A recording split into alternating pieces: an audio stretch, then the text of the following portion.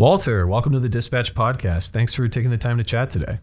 It's great to be here. Thank you. What we'd really like to start out is just talk to us about what it was like being on the ground in Ukraine not too long ago, just right around before the counteroffensive got rolling, if I'm not mistaken. That's right. Well, it was a very strange experience. For one thing, when we got there, the Dow Jones Wall Street Journal security made me put on a flak jacket, a very heavy flak jacket, and a helmet, which we didn't use, fortunately, and didn't need to use. There was an air raid air raid siren while I was there. I demonstrated I'm totally unfit as a war correspondent because I slept right through it. Had I actually woken up, I would have gone down to the bomb shelter in the hotel. And I'm happy to report there is progress in the world today because the bomb shelter has Wi-Fi. And so, oh, wow, impressive. Yeah, exactly. Unlike people in the London Blitz or whatever, if you have to, cower in your bomb shelter all night, you can at least catch up with your email.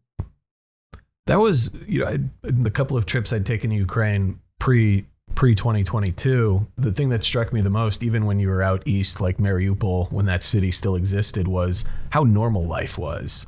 I went bowling. We went in the morning, we went to the front line, checked out some bunkers, and then in the afternoon, we went bowling before our next meeting. Yeah. Can you talk a little bit about that? It's a strange thing, right? Yeah, it's a strange thing about war. Remember, I was actually in Moscow when Yeltsin attacked Parliament, and there was fighting in Moscow. I had been visiting a friend, and we get the news, and suddenly, what I'm looking at is, oh my gosh, is this war going to mess up my subway ride home?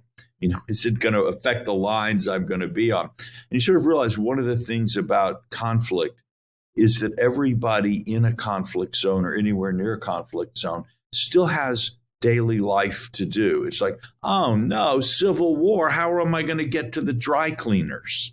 And this effort of ordinary people to keep going with their lives is one of the things I think it's hardest to understand if you haven't been in a war zone, but it's kind of a dominant reality if you're there.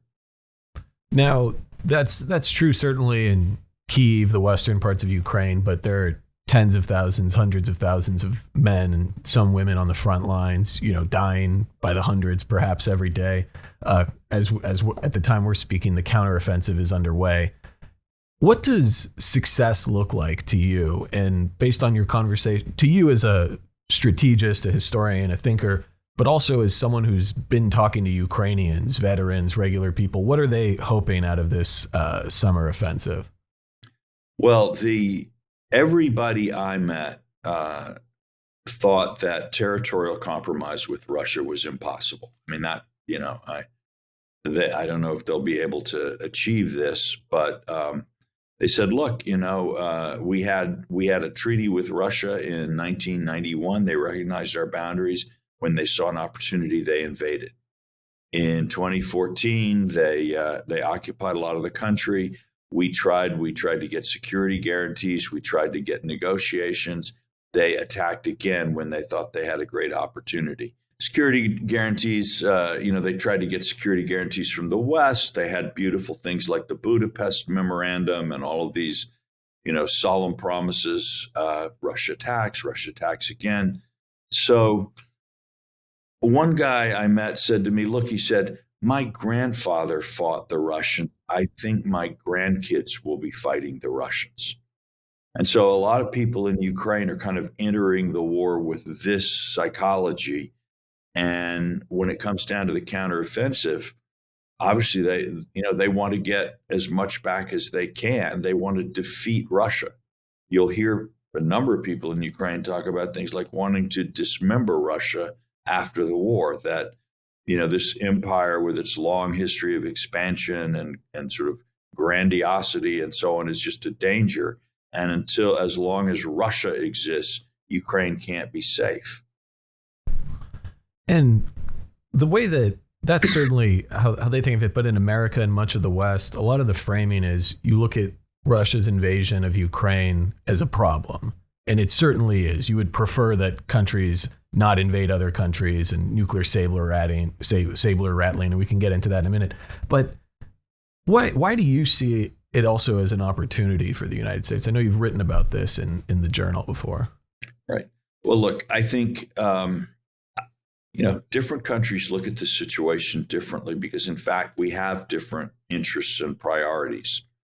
And I think the American interest is not actually for the Russian Federation to be dismantled. I think, a large chaotic situation from, Vladivostok to the Ukrainian frontier with loose nukes running around and goodness knows what kinds of warlords or different conflicts emerging, with China gaining a tremendous amount of interest and influence in that part of the world. From the United States point of view, it would be a disaster. So the Ukrainians may say the existence of Russia is a threat to Ukraine's independence and sovereignty. Americans might say the disappearance of Russia is a threat to our interests. So we see the thing differently. And I don't think it means they're moral or we're immoral or vice versa. You just look at the world from where you sit. Now, when it comes to, what should we be going for? Why is there an opportunity here? It's this. I think it's in our interest to see Russia realize that the door on expansion to the West is closed. That the Russian Empire, as it was known by Peter the Great, as it was known by Catherine the Great, is just not happening anymore. Just as the British have had to realize the British Empire is dead, the French have had to realize that, France is no longer a world power, just as the Spanish. Well, they have to realize that. They might not accept it totally yet, but they should realize that. Right? I think we can expect that there'll be a politics of gesture. Look, I think ever since the Battle of Waterloo, the French, smart French people have understood that they are not the world's dominant power. But every ruler of France has understood that in order to maintain your political power at home, you need to make France look as great as possible on the world stage. So you strut, you posture, you convene international meetings in Paris, you do everything you can. And I think we can expect that any future Russian leader will have politics of imperial nostalgia, the way that they do in Britain and so on and so forth. Fine. The rest of the world can live with that. But for Russia to accept the idea that they have to build a new idea of Russia, that, when Putin writes about Russia, when he thinks about Russian history, the great Russian Empire and so on, and that for him, Russia is an empire or it's nothing. Actually, Russia is a nation, not an empire. And there needs to be a realistic concept of what Russia is, what its place in the world is, what its interests are, what its rights are. And that can't include creeping expansionism as far west as possible. So I think is what we want to try to achieve here. But didn't the West itself provoke Russia by expanding its empire through NATO up to Russia's borders and making Putin feel so insecure, so close to Moscow, NATO troops? I hear the voice of the devil's advocate here, Adam. I don't hear a lot of sincerity in your voice as you pose this question. I'm just concerned about humiliating Mr. Putin, that's all. You are, there's a song by Noel Coward I recommend that you go listen to, Don't Let's Be Beastly to the Germans, that he wrote during the Blitz in World War II. Though they've been a little naughty to the Poles and Czechs and Dutch, I don't suppose those people really minded very much. Look, the Russian, we did in a sense provoke Russia, because when you put no fishing signs up on one side of a lake, you are sort of saying that, and you put nothing up on the other side of the lake, you're actually broadcasting a message that fishing is permitted. So when we've partially expanded NATO, in a sense, we aggravated and annoyed the Russians But when we didn't think seriously about the security of any territory between Russia and NATO, we actually did create a situation of strategic instability, and we're living with the consequences of that today. So the problem isn't NATO expansion per se. It's not expanding fast enough if you're thinking about expanding. That, right. Well, let's just say not having a coherent security concept for the former Soviet space, because expansion of NATO makes a lot of sense in terms of the countries that are in it, consolidating Europe, but leaving a large, strategically important area between Russia and NATO without a clear demarcations lines and so on, that was a mistake.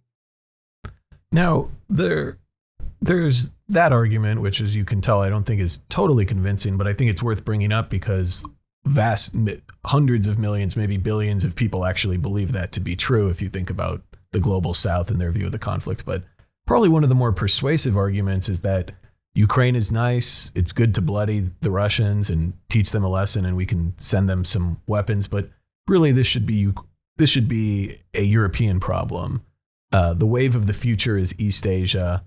We need to be preparing Taiwan to be able to defend itself, or ideally deter an invasion from China. And there are only so many artillery shells. There are only so many anti-ship weapons, so many Stingers. And Ukraine, while it matters, it doesn't have TSMC, such an important role in global semiconductors, that sort of thing. What do you make of the argument that we just need to shift to East Asia and leave Europe in the past? It's a dying continent anyway. There's actually a significant amount of truth in it, in that, Europe is the most important, longest running trend in international affairs is the declining importance globally of Europe. I mean, if you think about 1910, Europe basically ruled the entire world. And today, the European Union altogether probably has less influence in the world than any one of 3 or 4 European great powers did in 1910. And while the Europeans have tried to build the EU as a way to change that dynamic, I think it's even in Europe, there's this uneasy sense that they haven't succeeded. But, to say that something is declining in importance is not the same thing as saying that it has no importance. And in fact, today we see Russia and China are largely aligned, and they are both revisionist powers who want to upset, overturn, destroy the sort of maritime liberal commercial order that the United States has been working on building. And we need to oppose it. I don't actually think that there is a big conflict between the things that Ukraine needs and the things that Taiwan needs. There are a few issues, but in the great scheme of things, they're not decisive in either theater. And certainly Bradley tanks are not what Taiwan needs. Any conflict involving Taiwan is primarily a naval conflict, while anything involving Ukraine is clearly primarily a land conflict. Those are quite different things. And you've done a little bit of traveling in your time. When you go to Japan, when you go to Taiwan, which I think you've been to both since the Ukraine invasion began, if I'm not mistaken. Certainly Japan, I know. What are they telling you about how they perceive the conflict and America's role, for better or worse? Are they worried that we're being distracted by this, we the Americans, or are they worried that we're not going to show the fortitude that they would hope to other adversaries? Well, I think both the Japanese and the Taiwanese governments have officially said that they support what the U.S. is doing in Ukraine. The Japanese have been really proactive. They've sent a mission to Ukraine. They've really, they're trying to get a NATO office opened in Tokyo. For the Japanese, who have Russia and China coming closer into alignment, they are close to both Russia and China. So Ukraine does not actually seem like it's a distant, irrelevant problem to Japan. And from Taiwan's point of view, Japan is so important to Taiwan the United States is so concerned with Ukraine that anything that's important to both Japan and the United States is by definition important to Taiwan. So they don't actually see the same kind of rigid separation between the European theater and the Asian theater as maybe some US based critics do. One interesting comparison, and I want to talk a little bit about historical analogies in a second, but first, we can go to World War I, the Winter War, Afghanistan for the Soviets or for us. But one interesting comparison you've made with Ukraine is that Ukraine is actually quite like Israel, another country that we all know very well. Could you elaborate on sort of the Ukrainian spirit that you saw while you were there recently, and how you view Israeli society and the differences and similarities between these two embattled nations? Well, my comparison was actually kind of narrow and focused in that Israel Israel is not in NATO. Israel doesn't have U.S. troops on its frontier, and Israel has to be very vigilant about constant security threats. And it seems to me that that's where Ukraine is likely to end up for at least a period of time. It's not going to get into NATO right away. As you know, NATO requires unanimous consent to bring in new members. And we are very, very far from having anything like unanimous consent for Ukrainian membership in NATO today. And I wouldn't be surprised if a country like Turkey might not permanently veto Ukrainian membership.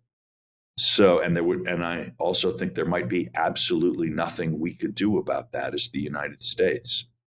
So we can't control the process of Ukraine's NATO accession. So Ukraine may well be a country that has to be very vigilant about its own security, have to think that, not that, war is this terrible thing that used to happen in the world, but now at the end of history, we live in a wonderful world of enlightenment and peace. But actually, we live in a world of constant threat. My grandfather fought the Russians. My grandkids may fight the Russians. And again, from the American point of view, having a state like that on the, sort of in the space between Russia and the rest of Europe, that's a strategic asset. And the Baltic states, Poland, Sweden and Finland and even Norway because of their own concerns about Russia, are likely to be quite sympathetic to this Ukrainian point of view. So that, again, from the American point of view, it looks like we're about to have a bunch of focused, committed allies in the northern part of Europe who agree with our view that Russian power in Europe needs to be restricted and limited, and who are prepared to be a lot more helpful about that than some of our older NATO allies who don't feel the threat in the same way. When the war started, I was living in Warsaw at the time, and talk about a country of people who are steeped in their own history and are always thinking about it. And one thing we were with various people I was talking to was just going through the different examples. What is this war? Is this World War I, where there's a spat between two countries that's going to bring all the great powers in and be horrific? Is this Hitler invading Poland? Is it going to turn into the extended Soviet occupation of Afghanistan, the attempt to subdue Finland during World War II? When now we're 15, 16 months into this conflict, almost exactly 16 months, as it's taking shape, what wars do you look to and think about historically that are similar? No two are the same, but where do you see anything striking? Actually, interesting, the point that I find myself looking at is that in almost all of these wars that you've mentioned, the conventional wisdom about that particular war was almost always wrong, and it constantly flipped. When war comes, everybody wants to predict what's going to happen. War obviously engages our attention. We want to know what's going to happen. We want to. But you know what? People are almost always wrong about these things. And I think we've already seen that in the Ukraine war. At the beginning, it's like, Russia will never invade. They're just bluffing. That was the conventional wisdom. Then they invade and like Kiev will fall in 3 days. That was the conventional wisdom. Almost immediately after that, Russia has totally failed and confronted with the might of Western sanctions. Putin will be lucky if he can hold on to power. The war is over. Ukraine is going to win really fast. And it keeps flipping. It just keeps flipping. And all of the serious graybeards stroke their chins and utter wise words. War, by definition, is an unpredictable thing. And if everybody knew what was going to happen, the two sides would settle because it would be clear what kind of conflict we're in and where it's going to go. So I have to say, we just don't know. The other thing about this war that's common to many wars is each side entered the war with a theory of victory. That is, for the Russians, it was going to be a quick march into Kyiv. They felt the Ukrainian state really didn't have any cohesion. And then basically Russia could pretty much do what it wanted. That was their theory of the war. And that's how they tried to execute in the beginning. And the Western/Ukrainian theory of the war was that the Russian economy is so incredibly small and vulnerable that, that once Russia realizes what kind of a conflict it stumbled into, it just cannot hold on. And in almost every war I can think of, both sides come in with a theory of victory, and both sides fairly rapidly realize their theory of victory was wrong. And now they're in a conflict that neither side really understands because your baseline assumptions didn't work. And so you're sort of in a death match, and each is kind of struggling to get its hands on something, a dagger, a stick, some way to beat the other side. And this groping process, the struggling process, that's when, in a sense, you get into the real war. So I don't know where this thing is going, and I really don't think anybody else does. It's sort of terrifying in a way to not know that, given that Vladimir Putin controls the largest nuclear arsenal in the world. And I don't think he needs all 6,000 odd nukes to subdue Ukraine, or if it would actually do him any good.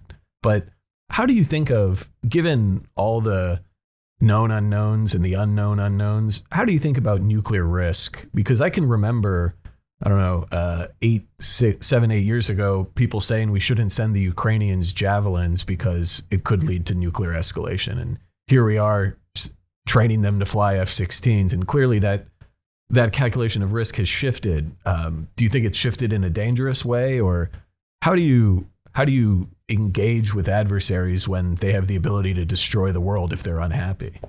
Well, you have to remember, I actually am old enough to remember a lot of the Cold War when we were doing that pretty much every day.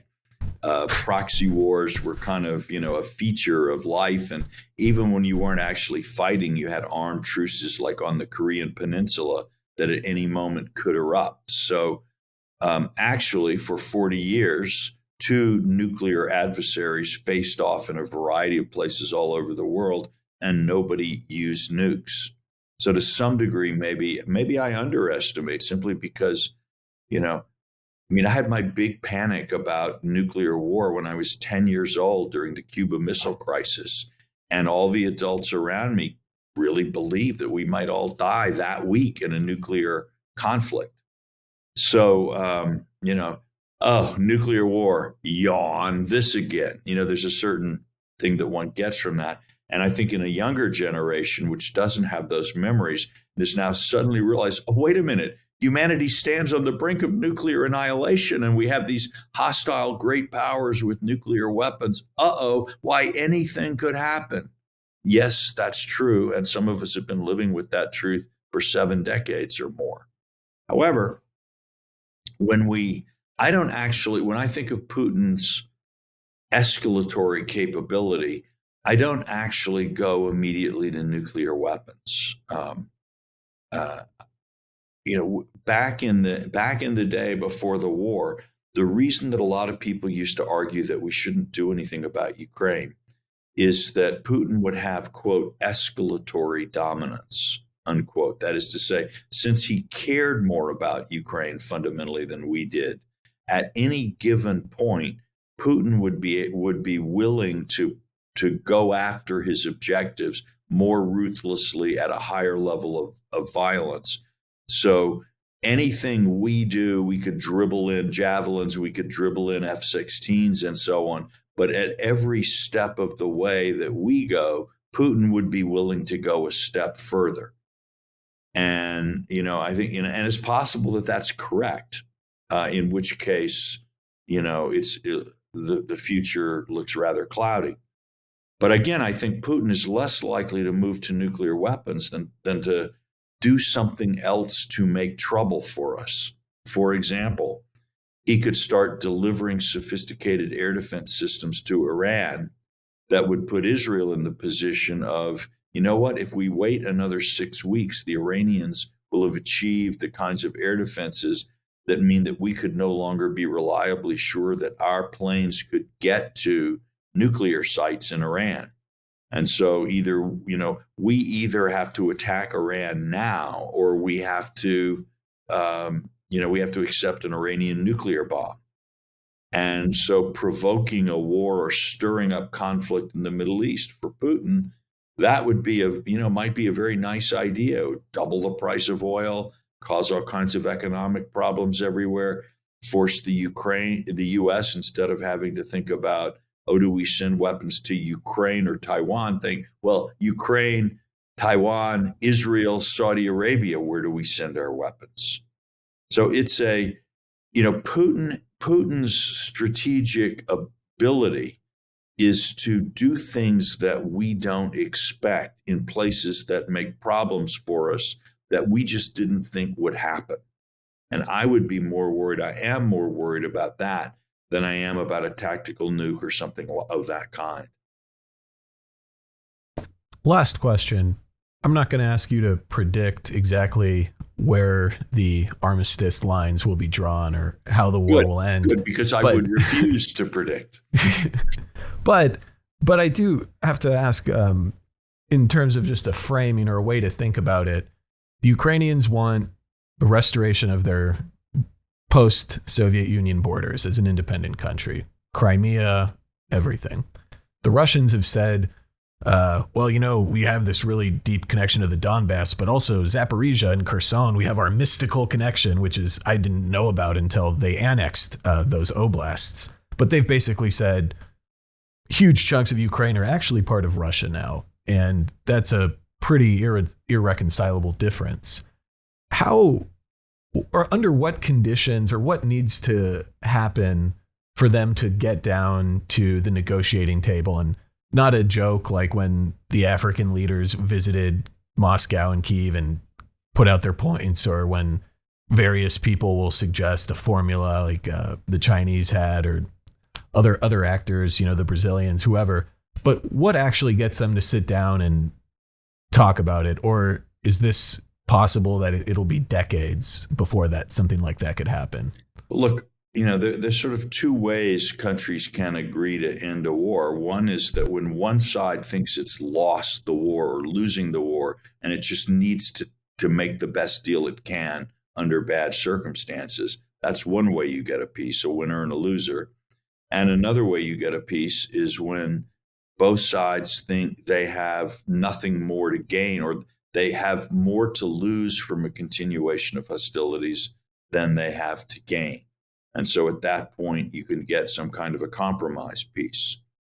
The sort of general tendency in modern times is for these things to turn into frozen conflicts, where neither side gives up its sort of abstract claims of sovereignty or whatever, but both on a pragmatic basis just decide to stop fighting. And these are, that we call these cold peaces, whatever, like on the Korean Peninsula during World War. We've seen a number of these cold peaces in the world, and it's partly, I think, Ukraine is not going to want to sign a treaty that cedes territory legally to Russia, and Russia is not going to want to give up its claims. So, so because of that, we're probably more likely to see a cold peace than anything else, assuming neither side wins or loses.